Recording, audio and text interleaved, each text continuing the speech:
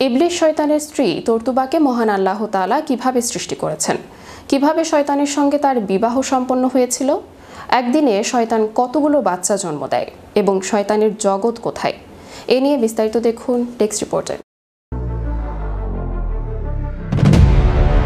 ইবলিস শয়তানের স্ত্রী তর্তুবাকে মহান আল্লাহ তাআলা কিভাবে সৃষ্টি করেছেন, কিভাবে শয়তানের সাথে তার বিবাহ সম্পন্ন হয়েছিল, একদিনে শয়তান কতগুলো বাচ্চা জন্ম দেয় এবং শয়তানের জগৎ কোথায়। মহান আল্লাহ তাআলা পবিত্র কোরআনে বলেন, তোমরা কি আমার আনুগত ছেড়ে শয়তান ও তার বংশধরদের আনুগত করবে, যে তোমাদের প্রকাশ্য শত্রু। পবিত্র কোরআনের এই আয়াতটি দ্বারা সুস্পষ্টভাবে বোঝা যায় যে শয়তান এবং তার বংশধর রয়েছে, এমনকি তার স্ত্রীর সন্তানও রয়েছে। শয়তান হযরত মুহাম্মদ সাল্লাল্লাহু আলাইহি ওয়াসাল্লামের আমল থেকে পৃথিবীতে বংশ বিস্তার করে আসছে।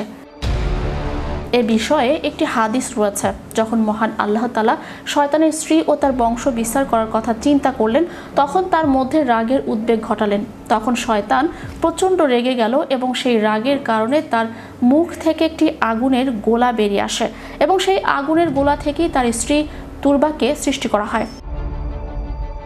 তাহলে জানা যায় মানব জাতির থেকে অনেক দ্রুত সময় শয়তান তার বংশ বিস্তার করে চলেছে। এ বিষয়ে আরও একটি হাদিস রয়েছে, যেখানে বলা হয়েছে কিছু শয়তান আছে যাদেরকে মানুষের মতো জোড়ায় জোড়ায় সৃষ্টি করা হয়েছে। তাদের মধ্যে স্বামী এবং স্ত্রী রয়েছে এবং এই স্বামী এবং স্ত্রী থেকেই সন্তানের জন্ম হয়। এমন ধরনের শয়তান মহান আল্লাহ তাআলা সৃষ্টি করেছেন, যাদের শরীরের মধ্যে অর্ধেক নারী এবং অর্ধেক পুরুষ। এরা নিজেরাই সন্তান উৎপাদনে সক্ষম।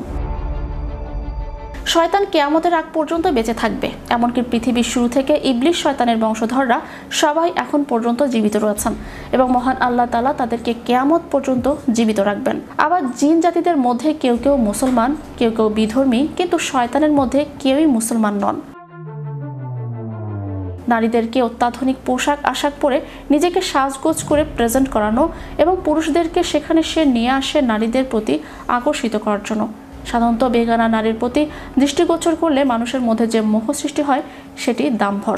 শয়তানের প্রযোজনা, শয়তানের দ্বিতীয় ছেলের নাম হচ্ছে যে মানুষের মধ্যে ফিতনা ফাসাদ সৃষ্টি করে, মানুষের মধ্যে বড় ধরনের ঝগড়া সৃষ্টি করে এবং মানুষকে বিপদে ফেলে দিতে পারে, যেমন গীবত করা। এক আলেম অন্য আলেমের বিরুদ্ধে কথা বলা মূলত আলেম এবং নামাজি এবং ফরজগার ব্যক্তিদের পেছনে লাগে, যাতে করে তার ঈমান থেকে তাকে পথভ্রষ্ট করতে পারে।